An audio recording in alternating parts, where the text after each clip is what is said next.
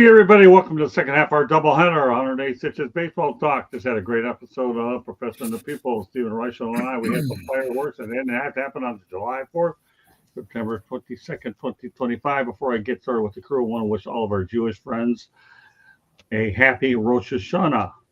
Jewish New Year is upon us. So for all you out there that are enjoying the new year, we hope you have it. I know Yom Kippur is coming up at some point in the next few weeks. So Shana Tova.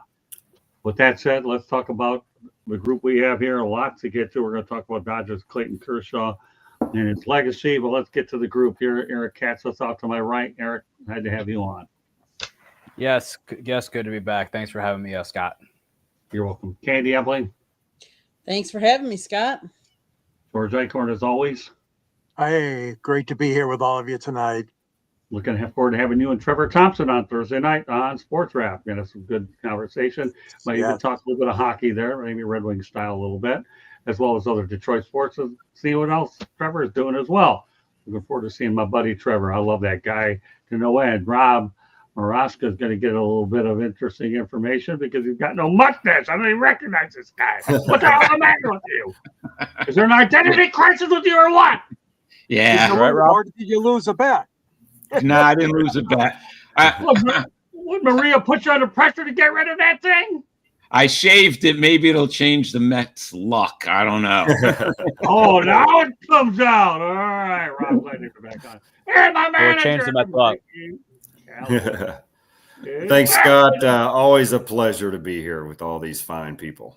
And we had a good time on Saturday. Guess what? Yes, we did. Yeah, we get to see Mickey in a few weeks up at Roger T Stadium. Great stuff. We'll definitely get up there that Sunday for sure. Do some stuff. We'll keep you posted on a lot of different things going on with the network. But let's not leave anything out there to hang. Clayton Kershaw has retired. The Dodgers have earned their 13th straight trip to the postseason. So with that particular said, Eric, what are your thoughts about the legacy of Clayton Kershaw?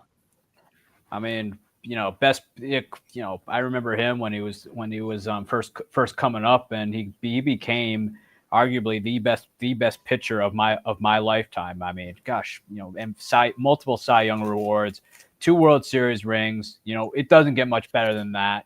He is the best pitcher of my generation. He's done everything you could ever want to do as a pitcher in baseball. I'm going to assume when Mick was managing the Mets and he was facing a prime Clayton Kershaw, I'm sure that made him uncomfortable making the lineup because it was gonna be a long night, given that he had a fastball that could paint, and he also had just a curveball that just dropped right off the table that nobody could hit. It just went in the sky and then it just dropped. But best pitcher of my generation, Hall of Famer for sure, and I have no doubt that he is going to be a first ballot Hall of Famer. But glad to see that Clayton Kershaw is calling what has been a decorated career. And it's also great to see, too, he's done it just in one uniform, which is something you don't see really very often anymore. That makes it that much more special. George?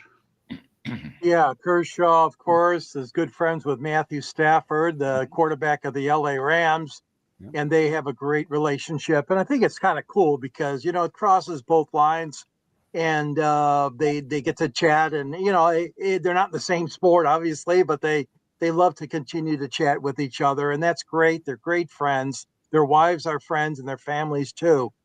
Kershaw has just been dynamite. He really has. I mean, I know a lot has been said about some different controversies, but hey, come on, different things during your career. You're all going to get into something different, and he is a very faith-filled, very religious person, and I know some people might not have wanted to talk about that or whatever, but from a ballpark standpoint, from a stadium standpoint, this guy really, really knew how to please the crowds at Dodger Stadium. Oh my gosh.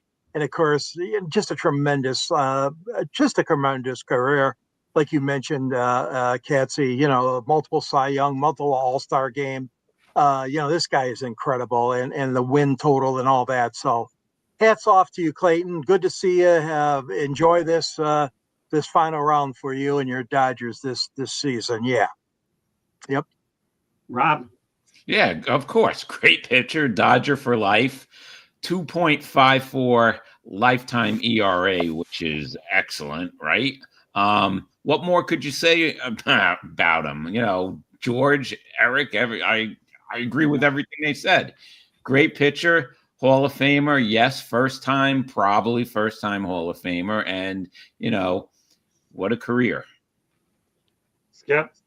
Yeah, I mean, everybody kind of mentioned everything already. This guy is, once in a generation pitcher, one of the finest left-handed pitchers of all time, definitely a first ballot Hall of Famer.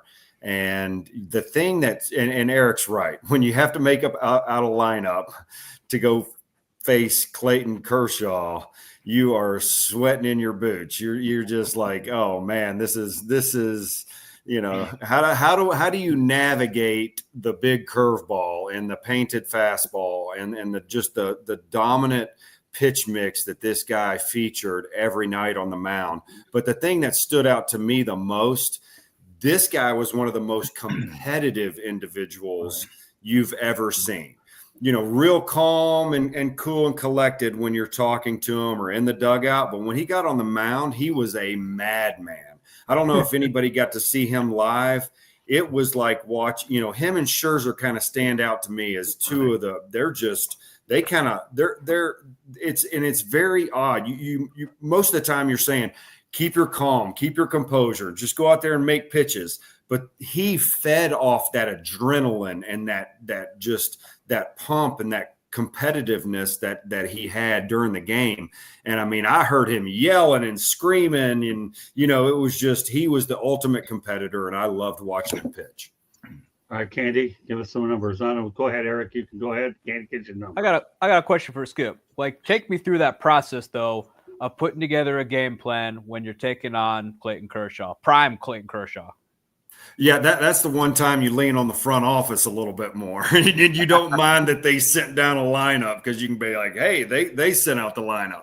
No, you know what you have to do is you in my mind, you almost have to play a couple of guys that don't get to play very much. You know, I think that's a decent strategy. Like if you had a Rajah Davis on your bench, you might put him in there. We want some speed. You're not going to be hitting very many home runs and stuff. So you're trying to build a lineup that can manufacture just a couple of runs, because that's all you're hoping for. So, to go out there and just throw your big boppers out there, he's probably going to dominate you, and you're going to see a lot of strikeouts. So you want some contact hitters. You want some speed on the bases. You want some guys that can move the ball around, touch the ball, and hopefully you can get, scrape across 2 or 3 runs.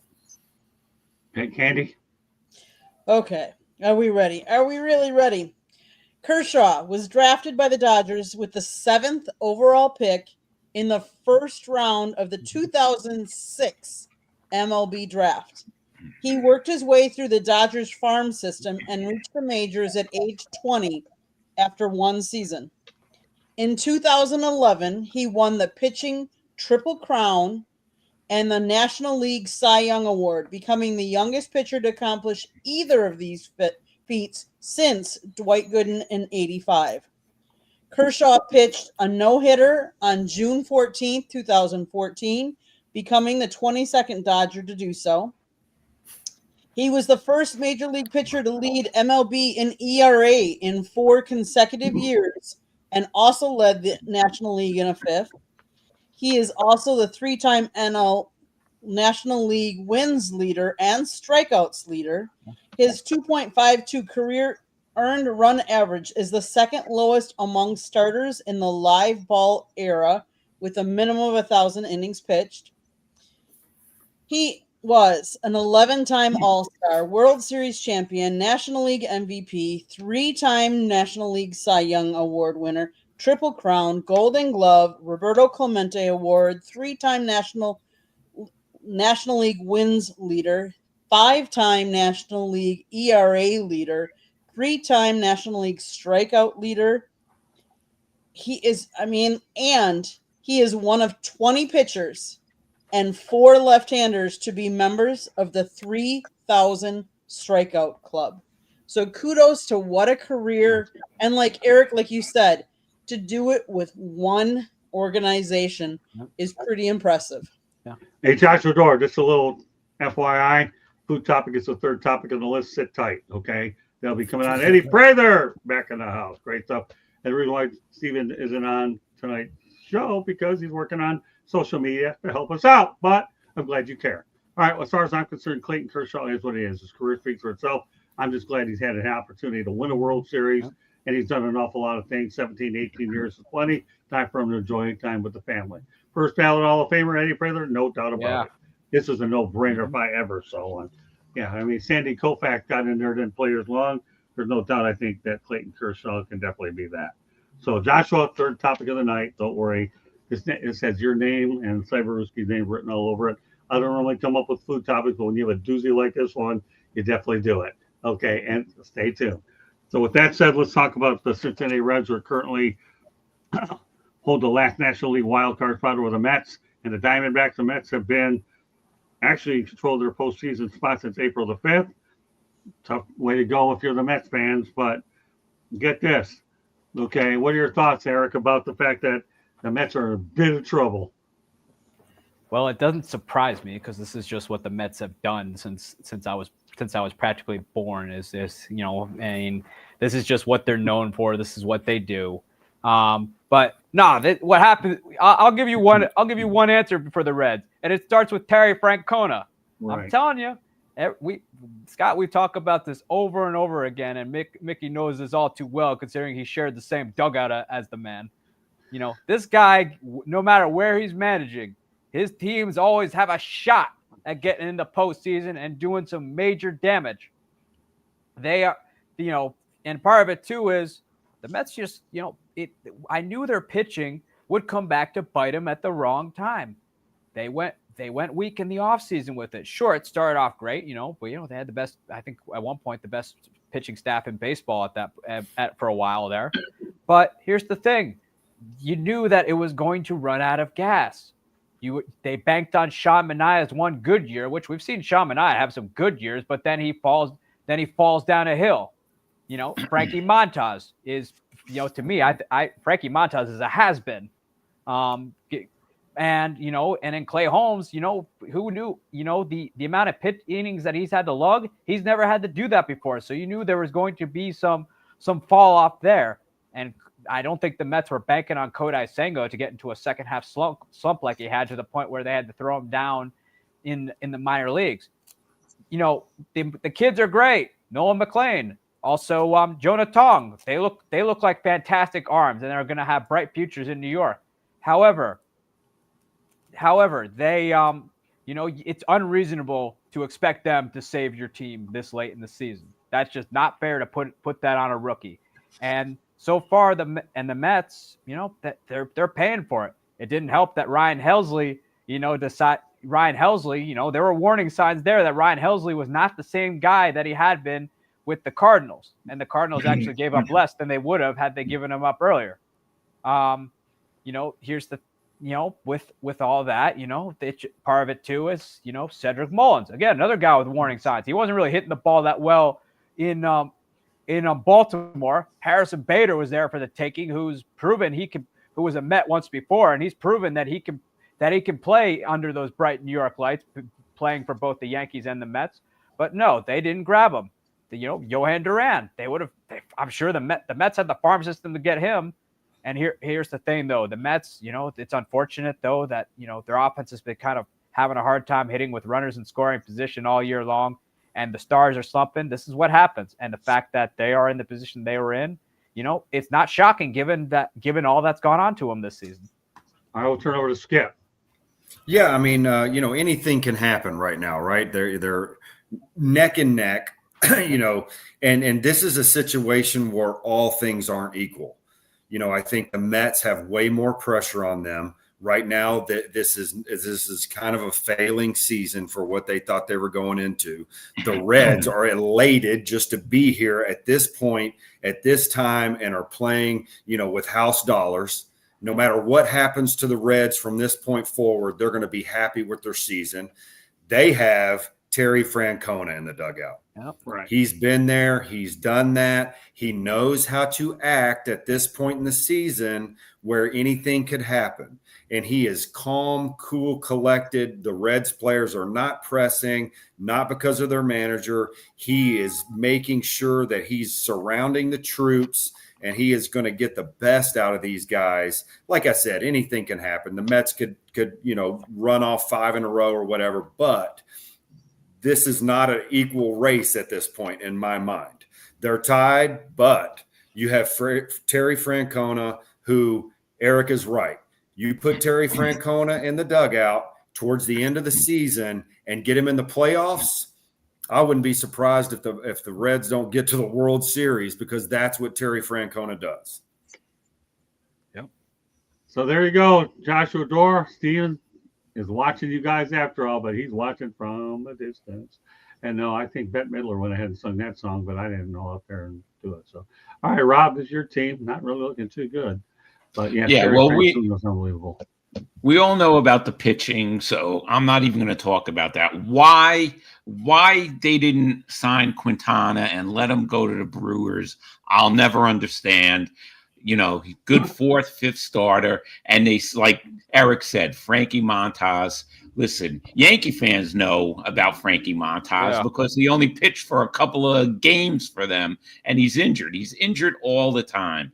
But I'm not going to talk about the pitching staff. I'm going to talk about something else. Center field. I don't know what they were thinking. Did they think that the combo of Taylor and Siri were going to be all right and, they were going to have a great year? Siri gets hurt. That's it. He comes back and, he's just not playing right. And Taylor's been hurt. Why did they not bring back Bader? Okay. I talked about this on our show a ton of times. He goes to the Phillies. What happens when the Mets play the Phillies at 4-game series? Bader destroys the Mets. So, you know what? This is on the Mets. The Mets, they gave it up. I'm going to give the Reds credit, of course, right? I mean, you cannot. The Reds, hey, it's great. Everybody thought the Reds were out of it. And you can't count Francona's team out of it. No way. So it's the Mets, Mickey's right. The pressure's on the Mets. The Reds, anything now is cake for the Reds. The Mets have a lot of pressure. So let's see what happens this last week. Hey, Rob. Yeah. There's a term out there called house money. You ever heard it? Of course. Good. They're on house money. Really? Seriously? Really? Okay. You could make the same argument that the Mets were on it last year when they made their run to the NLCS. Okay. I don't think so. I don't think. All right, go ahead, George. I was going to turn it over to you anyways. Go ahead. Well, I'm just saying the New York teams, I don't ever say they're on house money because they spend money like it's going out of style. They burn dollars for pitchers and for catchers and for fielders and hitters. Hey, listen, the Mets, this has been a problem with them for years and years and years. I mean, it really has. Something is broken there. Something's broken every single year. Either they're hitting or they're pitching, they're coaching or they're managing. It goes on and on. It's just like an endless cycle. And nobody can explain it. I mean, talk about long-suffering fans at the old Shea Stadium and now your new stadium. I think that the Mets really, really want to try to make the playoffs, but look out. Those Reds are hot right now, and they really are young. And like you said, they're on house money. I tell you what, it's going to be an exciting fight to the finish. May the best team win. I'm not counting you out yet, Rob. Your team is not dead. They're in it. But the fact of the matter is you got to start winning some games. And yes, to everything you guys have all said about Francona, great man, great manager, Hall of Fame manager in my eyes, of course. So, Eric, you have spoken on this, right? Yeah. Okay. Go ahead, Candy. I find it very interesting that these two teams are as close as they are. Now, who do the Reds have left to play? They have the Pirates and they have the Brewers. Who do the Mets have left? They have the Cubs and the Marlins. So both the Cubs and the Brewers are already in. So there was a couple different ways you can go. And Skip, you'd be the best one to chime in about this. When you're a team that's already in the playoffs, do you rest players or do you keep them going to keep them, engaged and hot, so to speak? Because let's face it, either of these two teams want to win all of these games. Knowing that you're going against the top two in the National League or that are already in the playoffs, it'll be interesting because like the Pirates aren't going anywhere. The Marlins, I mean, they're not eliminated yet, but close. So, Skip, what would you say for like the Brewers and the Cubs? Do you think they're going to be resting their players this next this last week since they're both in? No, usually you'd rest them right now, right? You're going to get them a little bit of a break. You don't want them to have this big, huge layoff before you play your first game of the playoffs.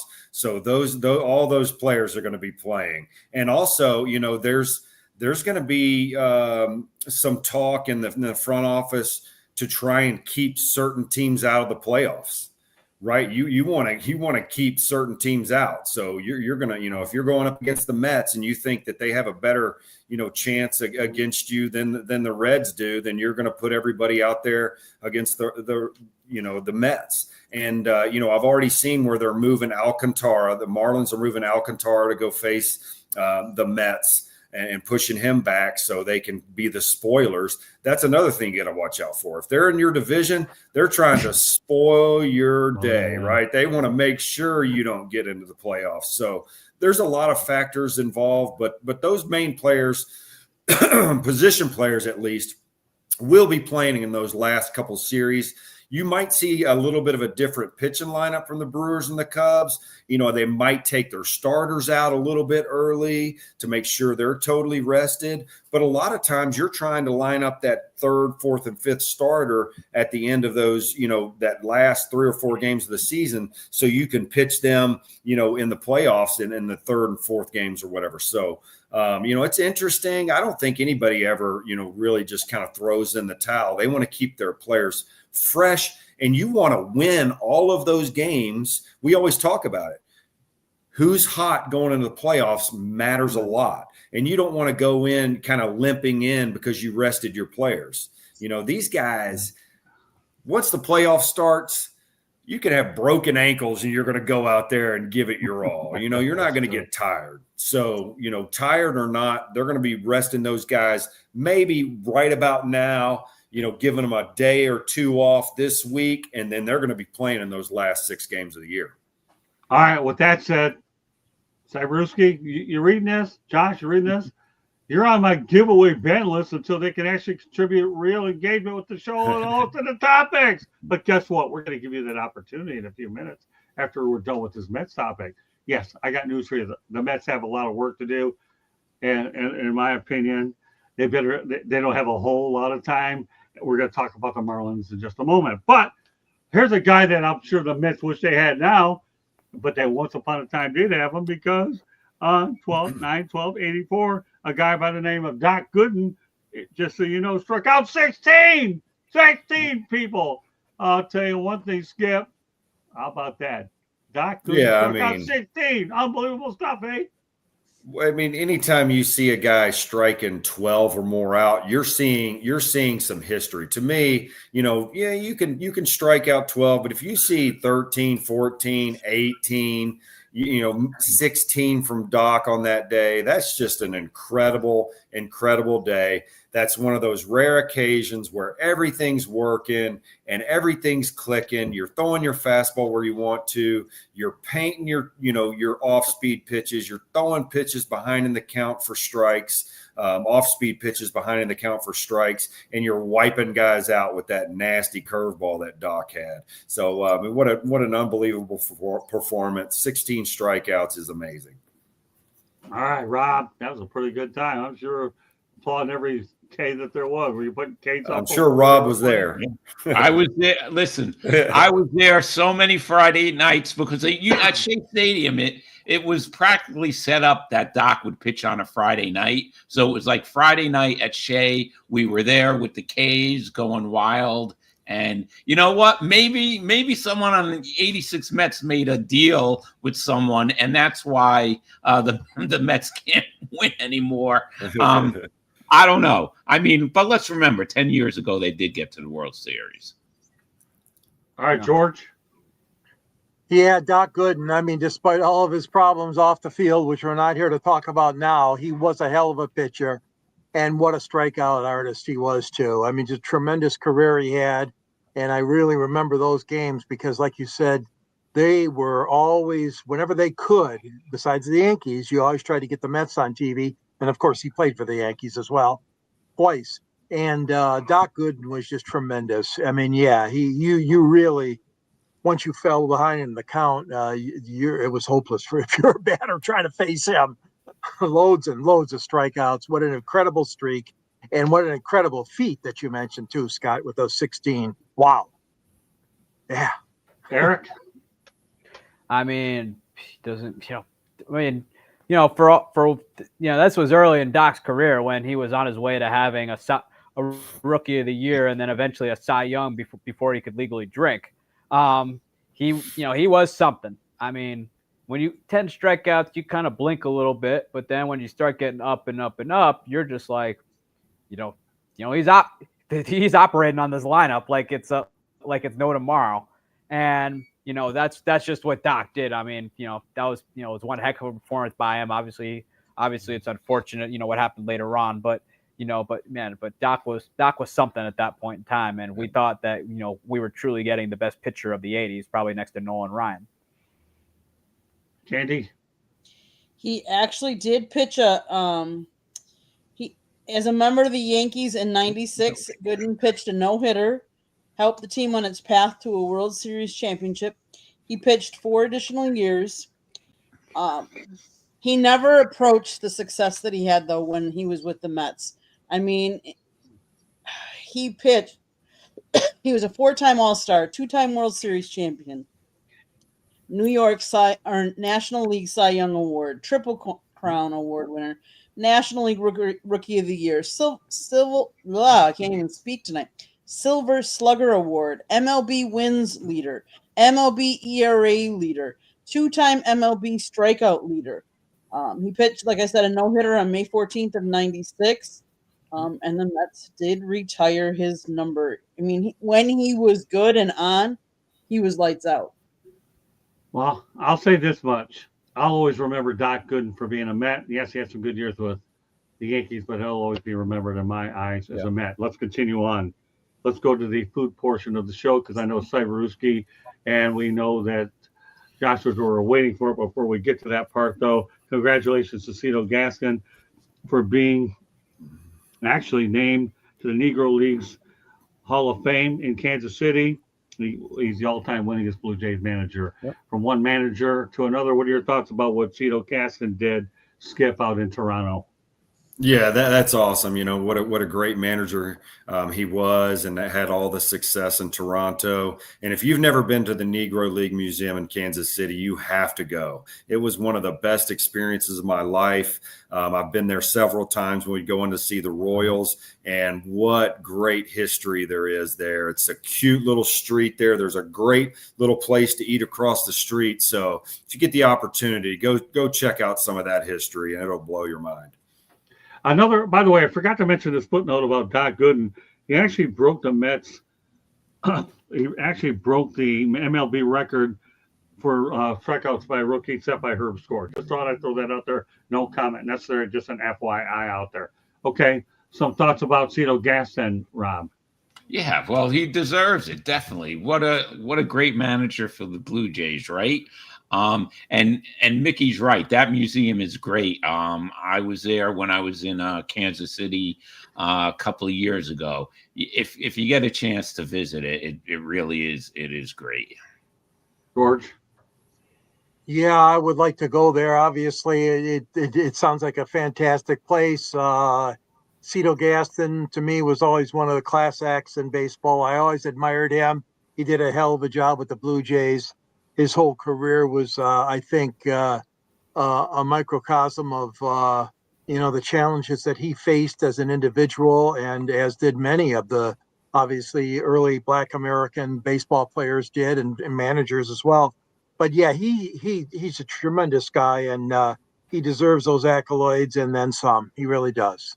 Hey, Eddie, I don't think there's any question Cito should eventually get in the MLB Hall of Fame. No question about it. Great minds think alike. You said it before. I'll say it again on the air. All right, Eric. Well, obviously Cito Gaston, obviously a great manager for the Blue Jays, not once, but also twice, because he came back in between John Gibbons coming back twice. You could say a la Joe Gibbs in Major League Baseball. It's no one more deserving. His teams were always ready to go. And, he always had him playing hard. Obviously, he means so much to the city of Toronto and the success that he brought there, and also the two back-to-back championships he won while there. If you look at it now, Toronto hasn't had a manager who's been nearly as successful as Cito Gaston was during his time with Toronto. The Blue Jays have gone through many managers since that time, and none of them have even equaled the success that Gaston did. Yes, Gaston came back the second time around for a little while there from 2008 to, I believe, 2010. But, none of them have come remotely close to equaling the success that Gaston did. I mean, that comes to show you just how great of a manager he was in Toronto. Candy? So he became the first African-American manager in Major League Baseball history to win a World Series title. He managed the Blue Jays from 89 to 97, and then again from 2008 to 2010. One of the things that you might not know, though, is when he was offered the job as manager, he didn't want it. I was happy working as the team's hitting instructor. It was only when his players encouraged him to take the job did he reconsider the offer and then eventually take it. He was very instrumental. He had financial success, allowed for major free agent signings, including Zach Morris, Dave Winfield ahead of the 92 series, Dave Stewart and Paul Molitor for 93. The Blue Jays also retained core all-stars such as Joe Carter, Devon White, Roberto Alomar, and John Olerud. Carter credits Gaston for the team's championships. Cito knows how to work with each individual, treating everyone like a human being. He knows exactly what to say, when to say it, what to do, and how to go about doing it. When you have a manager like that, it makes you want to go play for the guy. We'd go to war for him. What Cito has done for the Blue Jays can't be taken lightly. No question about it. That's why I think he belongs in the Hall of Fame. All right, Josh Fedor, Februski, I don't know if you're around, listening, watching, whatever. But if you ever want to come out of the woodwork and talk food, this is your only opportunity, because we do not talk about food often.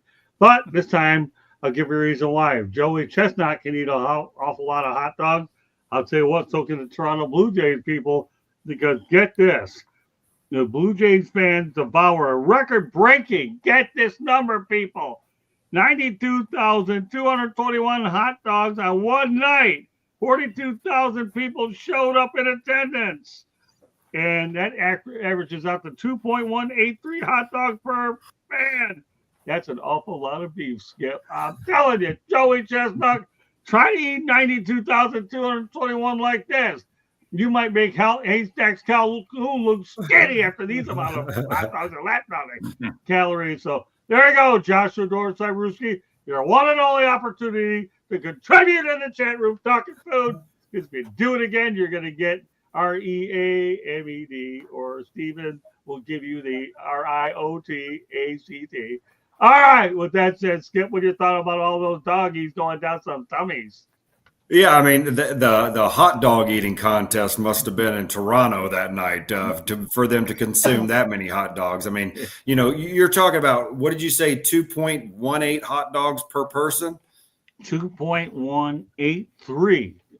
Wow. I mean, so that means that the women are eating half of one and the men are eating 3.5 or 4. Yeah, so that's just amazing. Hot that dogs aren't easy to subject. eat.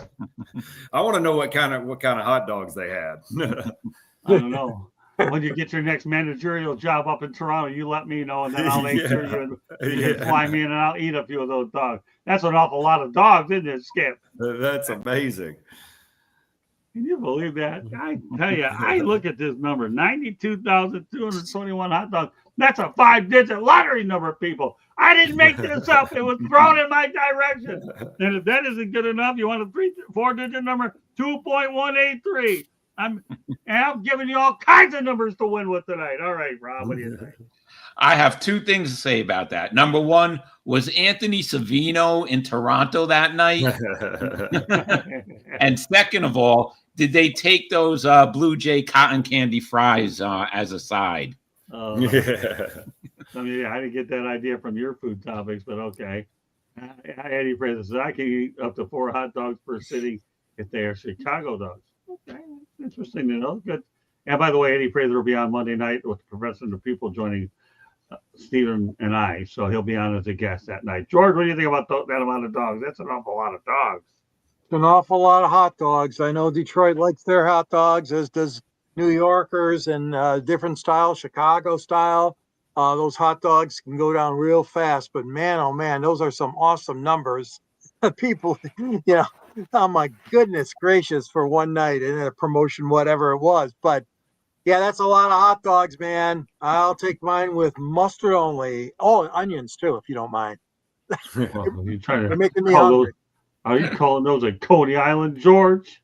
Yeah, I guess. With the don't forget the Coney. All right, George. I know we got one New Yorker in here, and you're trying to pretend to be like one. Okay, Eric. I mean, I thought Dollar Dog Day at American Family Field was bad. I also thought growing up with two brothers racing to the pantry and getting the food was pretty bad too.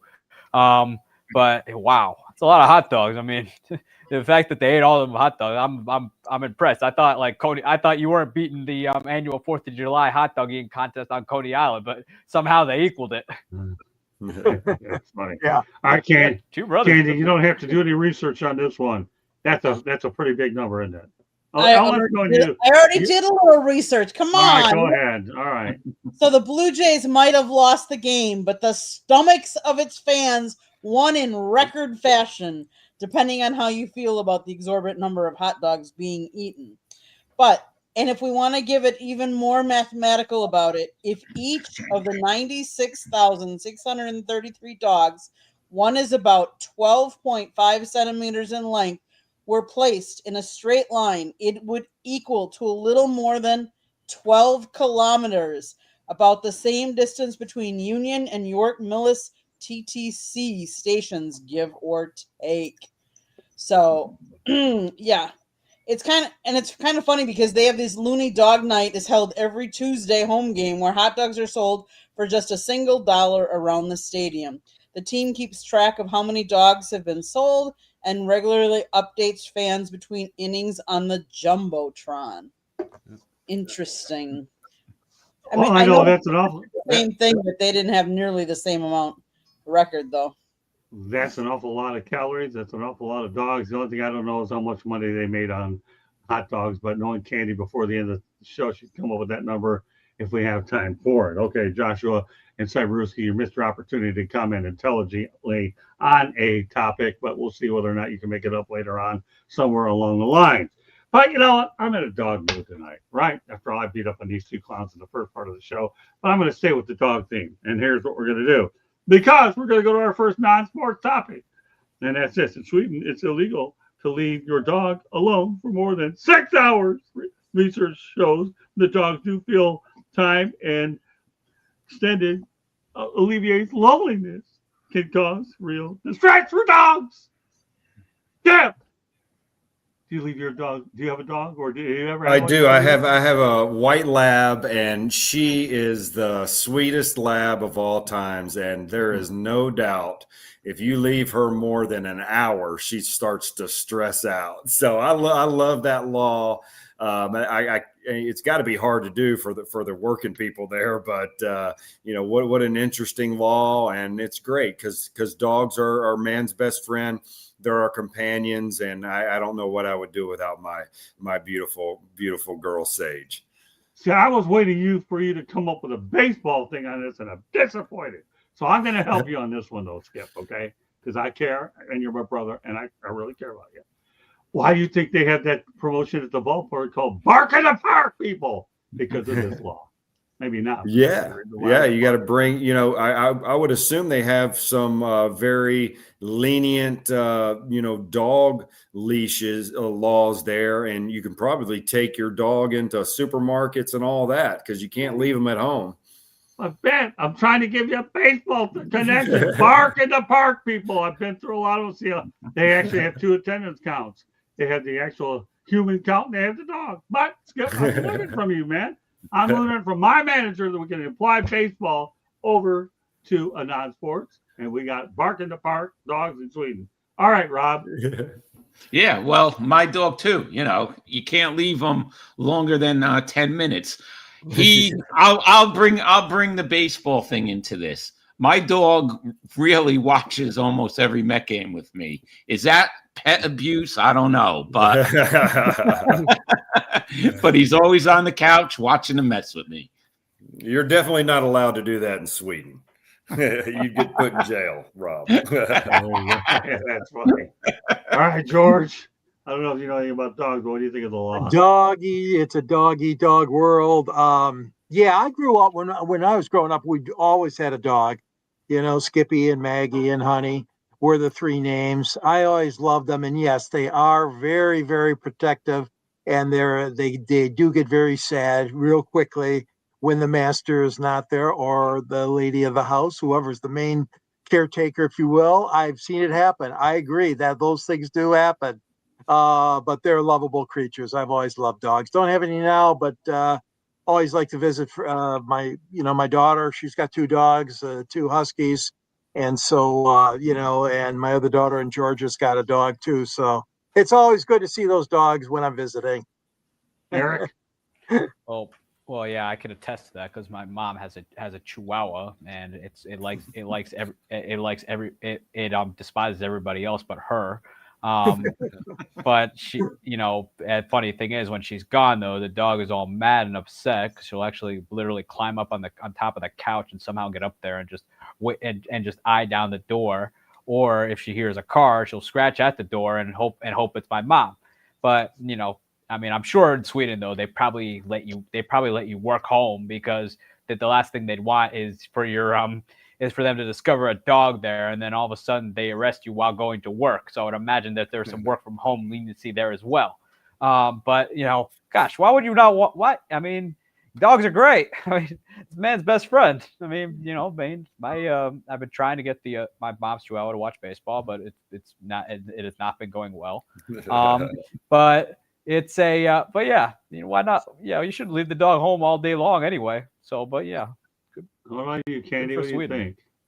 Leaving a dog alone for more than 6 hours is illegal in Sweden under their animal welfare laws, which recognize dogs as social beings requiring regular companionship and care. This law ensures that dogs are provided with adequate stimulation, exercise, and interaction with owners, often utilizing doggy daycare, pet sitters, or midday visits to comply with the rules. Repeated or prolonged absences can be seen as neglect or abuse, leading to potential fines or confiscation of the dog. One caveat: it is illegal to leave a dog alone for more than 6 consecutive hours without human or canine contact. So if you have 2 dogs, you can leave them home together. But if you only have 1, you cannot. So just thought that was interesting. Yeah, an interesting tidbit. I've been brought up with dogs my whole life, enjoying them. But you know what? I have to tell you, life as a cat owner is pretty good too because you don't have to worry about them. All you got to do is change their litter box and feed them. And our cats, you know what? They're easy. Candy has to go out there and put cameras up there just to watch them play and get entertained when we're away. I love cats. Don't get me wrong. I've loved dogs. They're born and raised with them, and they are definitely man's best friend, woman's best friend. But I'm a cat lover too. That's all I can tell you. Cats are smart. Dogs, they're affectionate. Give them that. I'm a cat lover. All right. But you know what? Skip talked about the Miami Marlins. We're going to talk about them again now. And that's this. Marlins and the Houston Astros made a trade where Houston received Jesus Sanchez. Miami received starting pitcher Ryan Gusto as a starting pitcher. Miami also got return prospects Chase Jaworski, who's single A, and Esmil Valencia Matea. Those two prospects are going to make it to the major leagues in no time, the way the Marlins bring people up. Skip, how do you like to trade for both sides? Yeah, I don't know a ton about the all of these players, but I'm sure that anytime you're trying to make a trade, you want some impact, some long-term impact. So I love going and getting these young players that are on the cusp of the big leagues and seeing what happens. I think that's always a good trade. And, you want to always try to get these up and coming young kids because, one of them might end up, putting up a Pete Alonso rookie year at some point. So, right. Get as many young players as you can and see how many of them pan out for you. Well, the thing about these two kids I'm talking about, Valencia, Dorsey, they're single A now. Who knows if they'll be in double A. But let me tell you, the one thing about the Miami Marlins farm system, they move them up pretty quick and they develop really well. They don't have the funds, obviously, as any big market team. So their developmental program is just unbelievable. I've seen it firsthand. So watch out. Valencia and Jaworski can be up in no time. Gusel, on the other hand, is another guy who's able to help immediately. And Jesus Sanchez, you say it's a bombs out of Lone Depot Park. Rob? Yeah, I think that's a good trade for Miami. I mean, you never know what's going to go on with these young kids. We've seen, so many times when they don't pan out. But Sanchez hasn't done that great for Houston, right? He's only has, I think, 3 home runs and he's batting under 200. So, so far, Miami might be the winner, but it's too early to tell. George? Yeah, I mean, these kind of trades, I mean, you summed it up. It's too early to tell. It takes years to develop these guys. We all know that. And Scott, you're right on that, as always. The Marlins, yeah, they have a good knack of getting these kids up and advanced much quicker than some of the other teams do, including this team I see a lot of in Detroit, which takes a long time to develop. But I think the trade itself, yeah, it's one of those things where, yeah, who's going to benefit most, but it takes time on a trade like that to see what the immediate results are going to be. You have to see what the kids can do. I think it's good, though. Anytime you can get your hands on, like you said, Skip, and you too, Rob, you get your hands on young talent like that. That's a good thing for a team that's up and coming. Eric? Well, it hasn't been going well for really Houston right now because Jesus Sanchez is only batting a $198 right now for them. It's part of the reason why Houston's having a little choke job of their own, which I can't say that I'm complaining. It's who knows with those guys. It's very much like they're very much lottery tickets right now to see for all intents and purposes. But Peter Bendix comes from Tampa, where they were developing, when in their prime, they were developing. They kept on spitting out prospects like it was a shot of fireball on a bad Friday night. It was incredible. And Peter Bendix kind of knows what he wants. He's got an idea of what he needs in order to be successful. I mean, he learned in Tampa what to do. I mean, he also like clearly has a direction for this team, which was kind of hard to see. But I think the direction's kind of starting to become more clear because the Marlins are actually a much better team than people thought they would be this year. But we'll see how they pan out. But I wouldn't doubt Peter Bendix in this one because he knows the kind of player that he wants for his team, and we'll just have to wait and see. Although Jesus Sanchez better get his back going. Otherwise, I'm gonna be having a field day on Astros fans if they miss the playoffs. Sure you will. Well, this topic was meant to be on this show after what you just said. All right, Candy. The Marlins have a way of getting what they can out of these young players. Well, let's face it, Xavier Edwards last year hit for the cycle. Who would have thought that?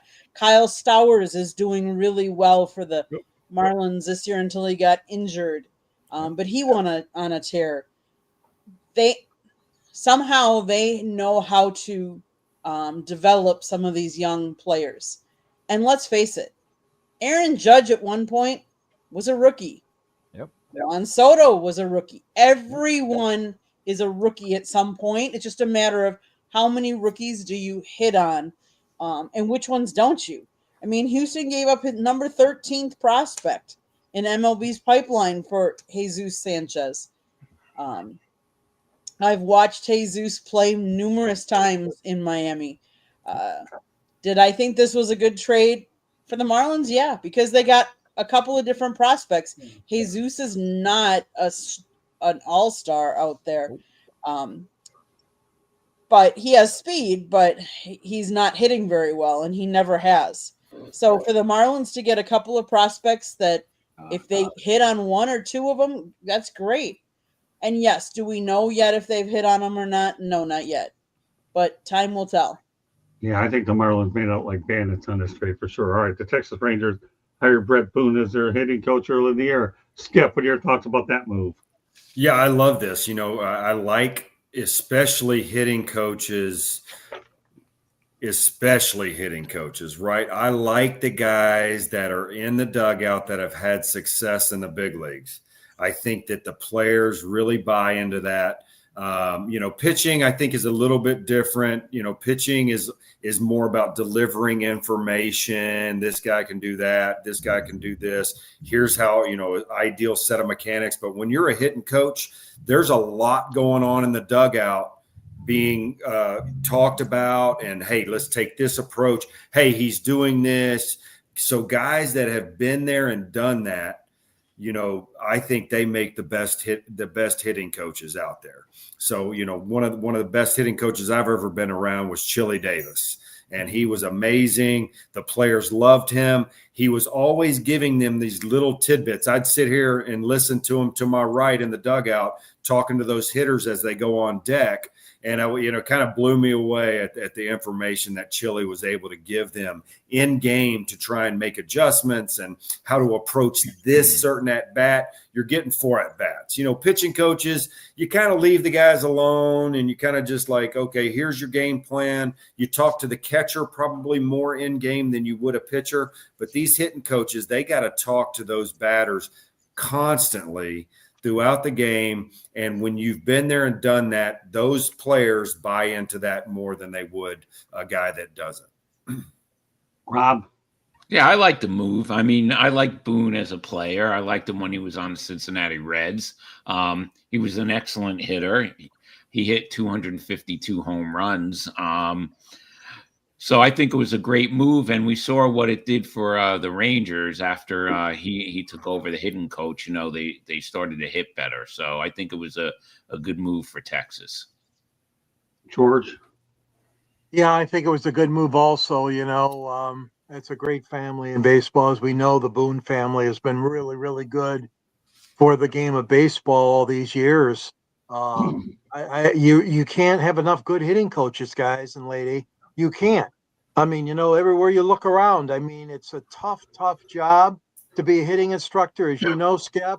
And when you get a real good one, you definitely want to keep sure that he sticks with you as many years as you can and as many contracts as you can get for him to stick around. Because I'll tell you what, the art of hitting is something else, as we all know. And when you got to get somebody in there, now we have multiple hitting instructors, as you all know, on the team, not just one anymore. But it's a great and very valuable position, times two or three on each team.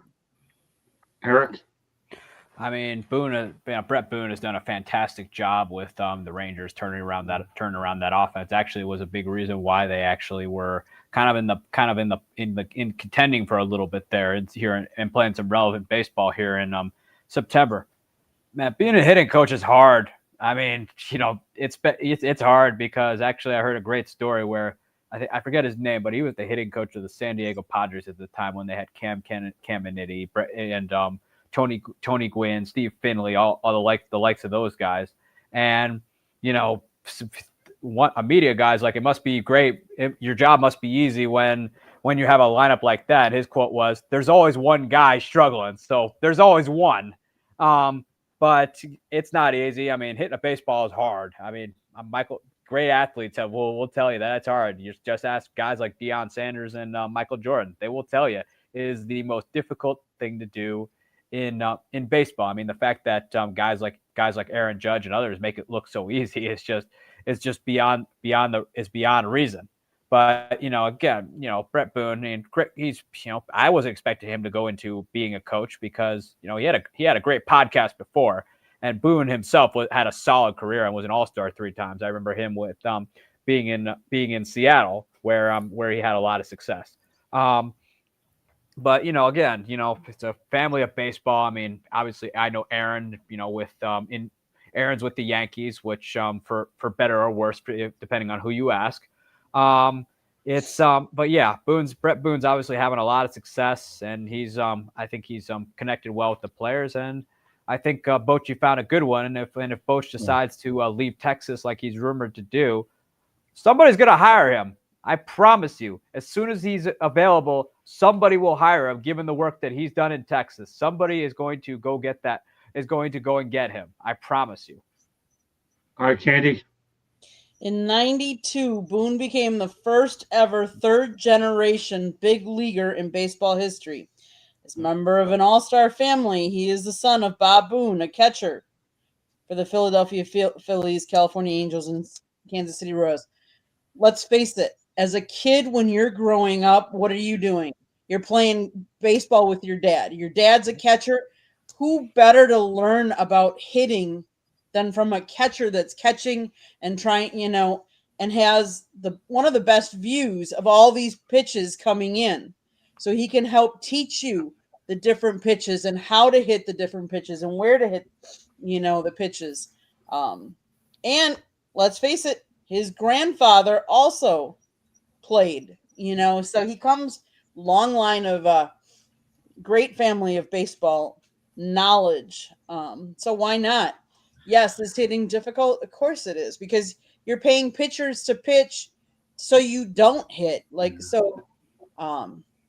But I think learning how to bat from somebody who learned from his dad about catching and the different kinds of, because let's face it, a catcher can tell you what kind of pitch it is coming in. And I think it's a unique perspective, and I think good for him. Kudos to Toronto. Yeah, all I'll say about this thing as we move on here is we all know that Bruce Bochy made a great move by hiring Brett Boone. Yep. The only one that I could think would be as good a hitting coach is Don Mattingly. We all know Don Mattingly hit the ball real well, but Brett Boone was a heck of a hire. Let's stay with the Texas Rangers for a moment, then we'll go to a station break. Tough break for them, though. Chris Young told reporters that Nathan Eovaldi has a rotator cuff strain and is out for the season. There's a 1.73 ERA through 22 starts this season. Skip, you're a pitching guy. Tough blow for the Rangers without Nathan. Yeah, and obviously he was having a tremendous year. You don't want to lose, anyone like that at any time, much less, towards the end of the season. So, that makes it tough for them. But, hopefully they built their roster where they can overcome that a little bit. Rob? Yeah, really. How do you replace that? He had 129 strikeouts. Right. Like you said, 1.73 ERA, 11-3, and it's a big blow for the Rangers. It's just a big blow. George? Yeah, obviously he is probably irreplaceable, and that's a blow to the team and to the fans. But as they say, there's always next year. You wait and you hope for the best. We're seeing so many pitchers getting out of the game, injuries and surgery. It's just becoming a litany of unfortunate circumstance for pitchers across the major league level and even in the minors, of course, too. Eric?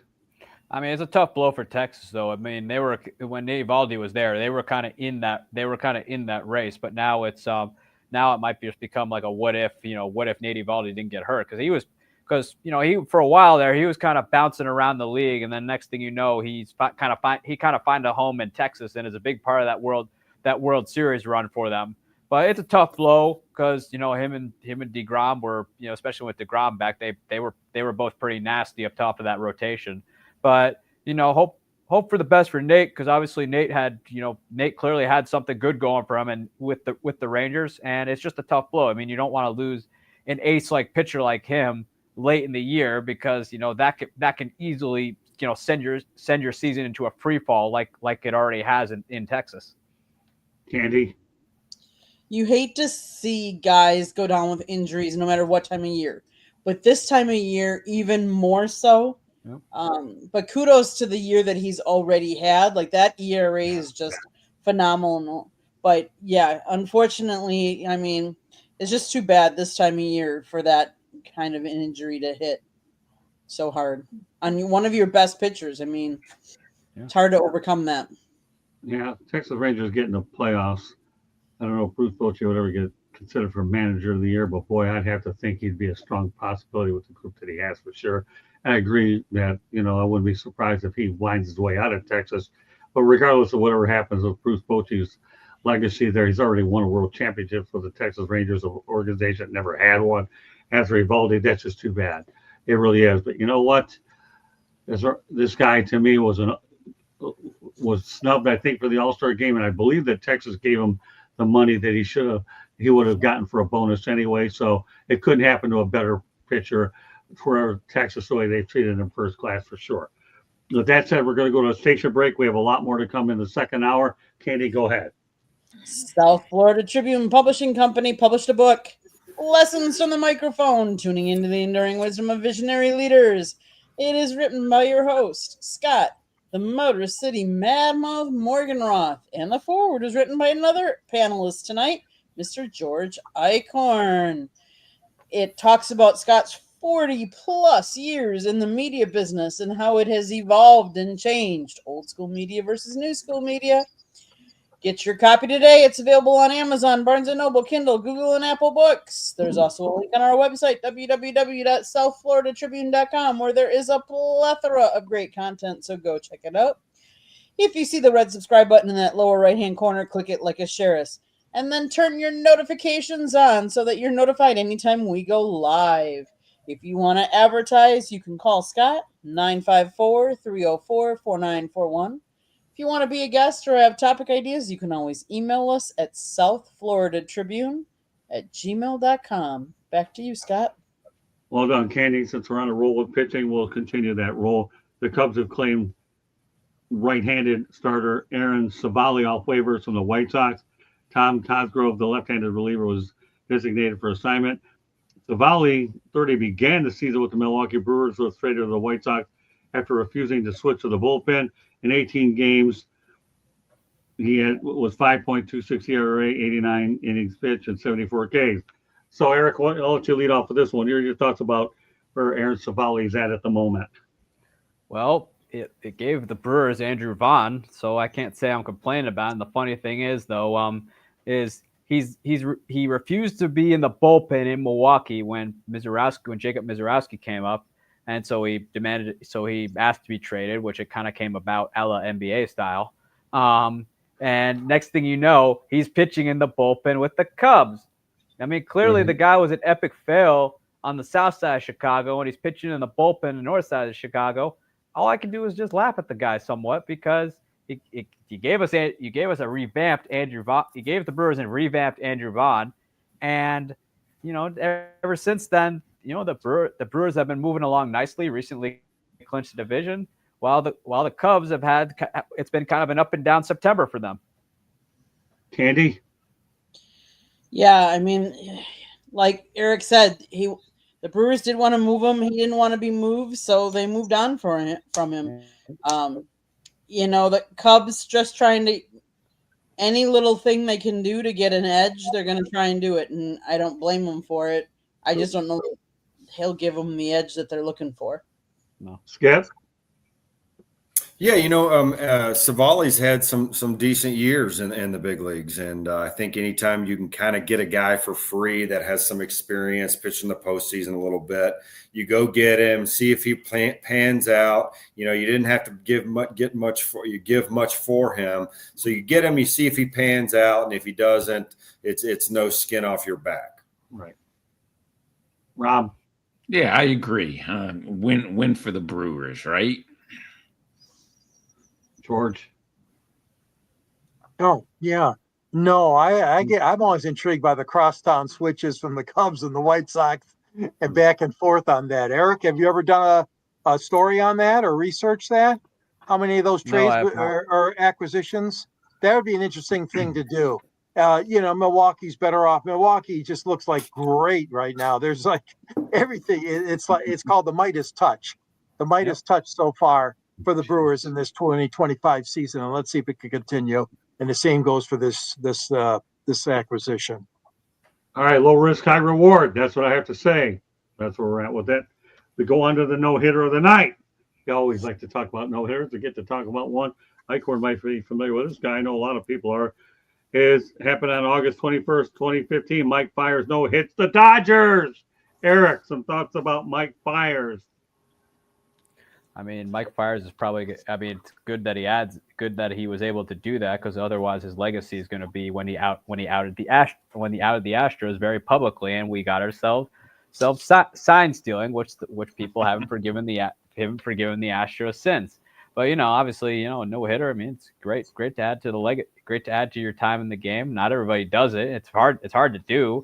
I mean, we've seen players this year flirt with it, and they haven't even. And none of them have been able to finish the deal. I guess the baseball gods do not want a no-hitter this year, so they're preventing it from happening. Yeah, it's just good for Fiers. Good to add something else to the side of him, but having otherwise a legacy where he did baseball a favor. Candy. When did he pitch one, Scott? 15. When did he pitch one, Candy? August 21st, August 21st, 2015. And he pitched a second one in 2019. So he actually has 2 no-hitters. Okay, good. Kudos to him. A lot of pitchers don't even pitch one, but he pitched 2. He was selected the 22nd round by the Milwaukee Brewers of the 2009 Major League Baseball draft. But kudos to him for pitching no-hitters, because that's not an easy feat to do. Especially, let's face it, nowadays it's really hard because most of the time they're going to pull you before you get through the whole game. Yeah. So kudos to him. Great stuff, Candy. Glad you came up with the second one. Skip?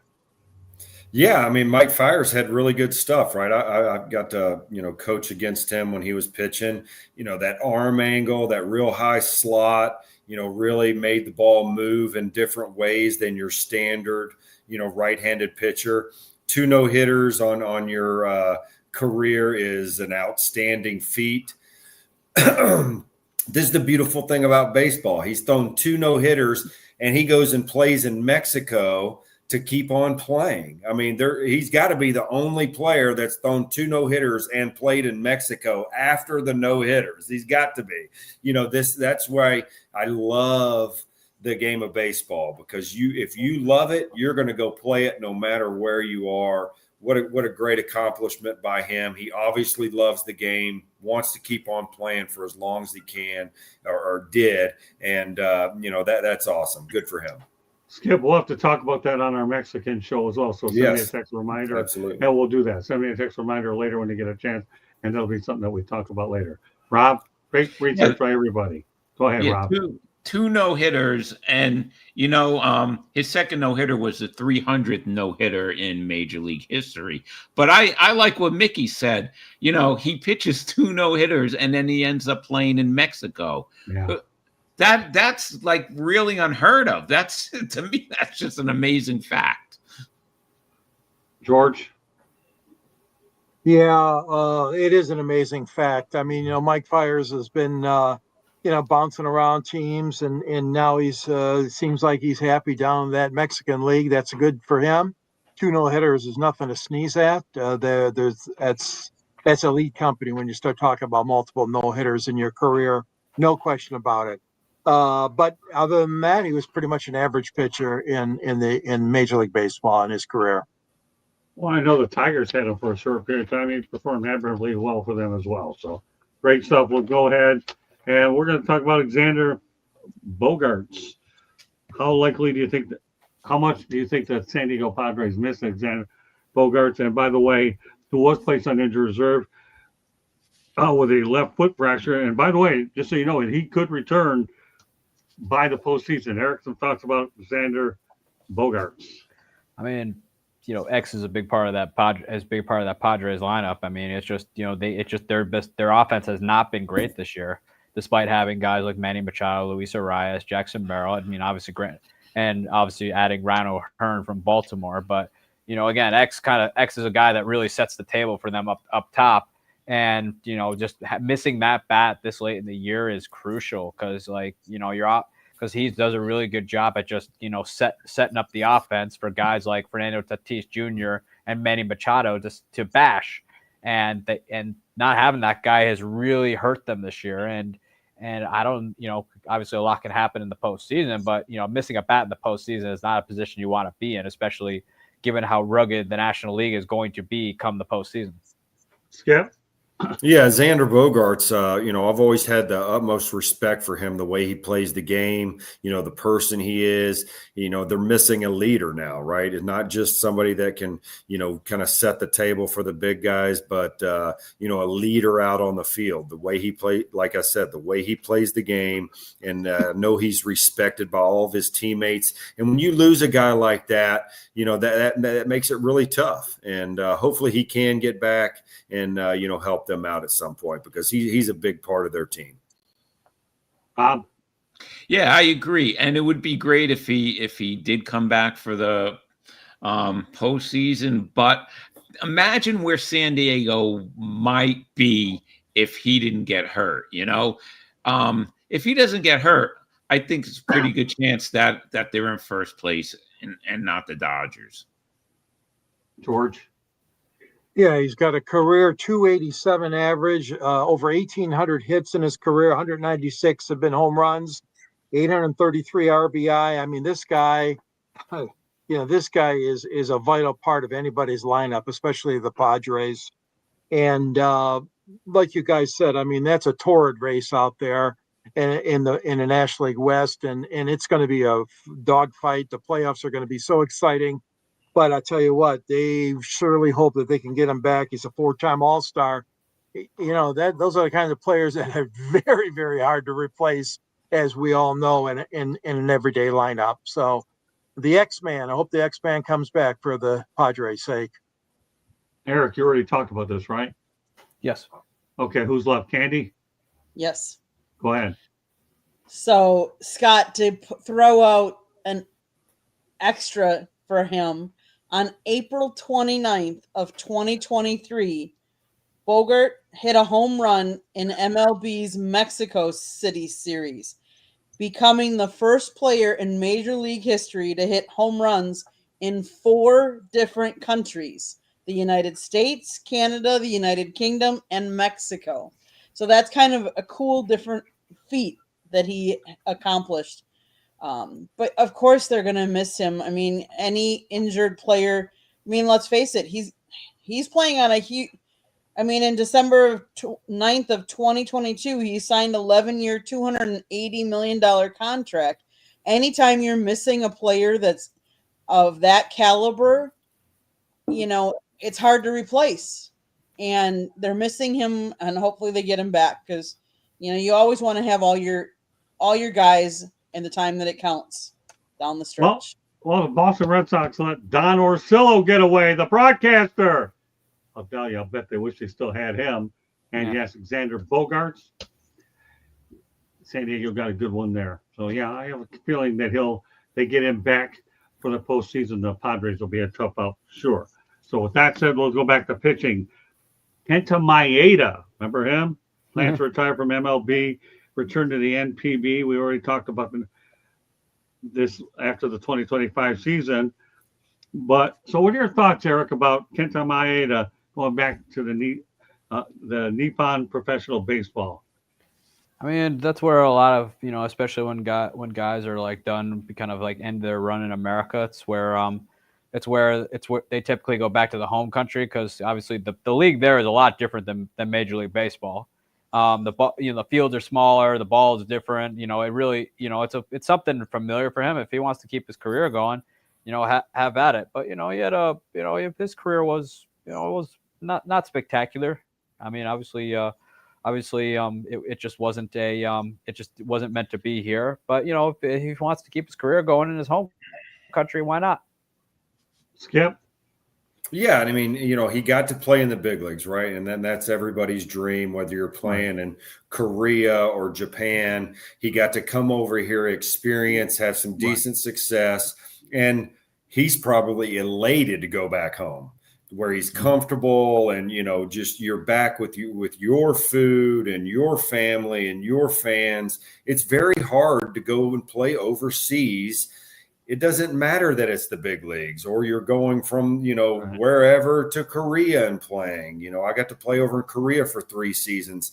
It's a challenge, and you can't wait to get back home at some point. I'm sure, now that he's done it, he's been there, he's experienced it, he gets to go home. He's going to be the hometown hero on whatever team he plays on. They're going to love him every time he pitches. They're going to cheer real loud. It's going to be a great, experience for him for the rest of his career, and I'm happy for him. Rob? Yeah, I agree. He's going home. I mean, he had an all right career, 68 and 56. ERA a little high, 4.20. But you know what? That's what happens. He's going home to Japan. And once again, I agree with what Mickey says. No matter where you play, if you're from a different country, at some point, you want to go home and, go back to your life at home. George? Well, yeah, I can see that too. I mean, obviously the Tigers took a gamble on him. He was the last major league club that he really was with, 2024 to 25, and now he's going back home. I mean, when you look at his stats, when you look at those wins, he's won 97 games in Asia and then 68 in the in the major leagues. I mean, this he's pitched a long time, really. And he's got a great earned run average, 2.39 when he's back home, and not so good as you just mentioned, Rob, 4.20 in MLB. But yeah, I mean, it's an opportunity. Hey, anybody's got an opportunity to go back home, and also where you're loved and you're admired. I mean, what the heck? I mean, that's a win-win for him. It's just unfortunate the last few years have not worked out well for him in MLB. Candy? What's left to say? Everybody on the panel has taken everything from. So, yeah, no, I mean, kudos to him. Well, yeah, all your problem was you didn't have much of research on this like you do everything else. On May 16th, 2025, There we go. Ichiro signed a minor league contract with the Cubs. In 12 starts for the AAA Iowa Cubs, he logged a 3-4 record with a 5.97 ERA with 45 strikeouts across 57 and a half innings pitched. He was released by the Cubs on August 2nd. On August 4th of 2025, he signed a minor league contract with the New York Yankees organization and joined the AAA Scranton Wilkes-Barre Rail Riders. So, but do I give him? I mean, let's face it. Whenever you go to a different country and play for a while, at some point you just want to go back home. You just want to be home close to family, and you never know how. He's 37 years old. You don't know the health of his family, and that might be playing into, his decision making as well. So, kudos to him for going back. Yeah, more power to him. So, we're going to stay in Japan because now I want some history so everybody can learn something. We like to do that feature once every night, and we're going to do it. But this time we're doing it in Japan. Why are we going to do it in Japan? Because it's the right thing to do. So here you have it, our history on this date for the night by Japan. Ready? Here we go. August 30th, 1978, Sadahara hits his 800th home run. And he played in the, you guessed it, Nippon Professional Baseball. And he played for the Yomiuri Giants. Skip, how about that? 800 home runs, and they were illegal. Although I don't know what the ballparks are like, but they are legal. What are your thoughts about the fact that Sadahara goes ahead, hits 800 of these bad boys? Yeah, Sadahara is a legend in Asian baseball for sure. I heard about him when I was playing over in Korea. He was ended up being a coach for a long time there in the Nippon Professional League, and he has his kind of batting style. He actually tried to swing really flat, like he was swinging a samurai sword. So I guess he practiced a lot with a samurai sword, like he was just cutting through the baseball was kind of his philosophy. And he kind of taught that when he was a hitting coach over there in Asia. It obviously worked out for him. What great power he had, 800 home runs. That's amazing in any league.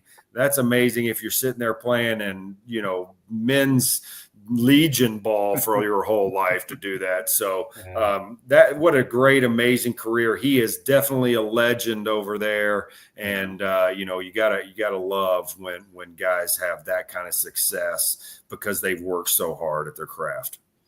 Well, you got to know with the Japanese baseball, they put a lot of great players in. We talked about one of them, Shohei Ohtani, the other day. We're going to talk about another one a little later. But yes, more power to Sadahara. Rob? Yes, they used to call him the Japanese Hank Aaron. I remember when I was a kid, they used to show clips of him, I think, on ABC's Wild World of Sports.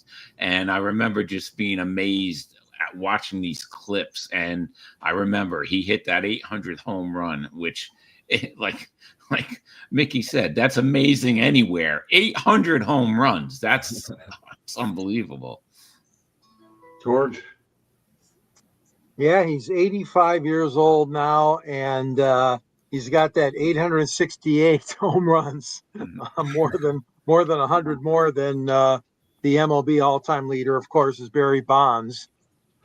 Yeah, this guy is a legend. He's a living legend. He has been a legend for so many years, centuries, almost a whole century. 85 years old, man. He is. Yeah, I do remember that, Rob. I'm glad you brought that up about the Japanese version of Hank Aaron. That is something that I remember when they used to show the highlights and show his home runs, like you said. ABC Wild World of Sports would cover that and show those too on the tube on Saturdays.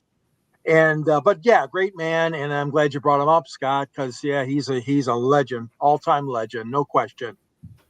Eric? I mean, it's Sadahara. I mean, 800 home runs is a heck of a number. Don't care what league it's in. That's hard to do.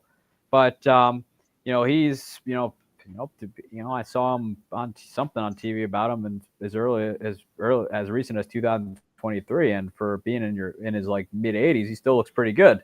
He clearly means a lot. He's a very revered figure in Japan. He's considered one of the greatest Japanese baseball players of all time. Some people call him the Japanese Babe Ruth, the Japanese Hank Aaron, whatever you want. That guy could hit him out, and the fact that he managed the game and was a hitting coach shows you just how dedicated he was to the sport.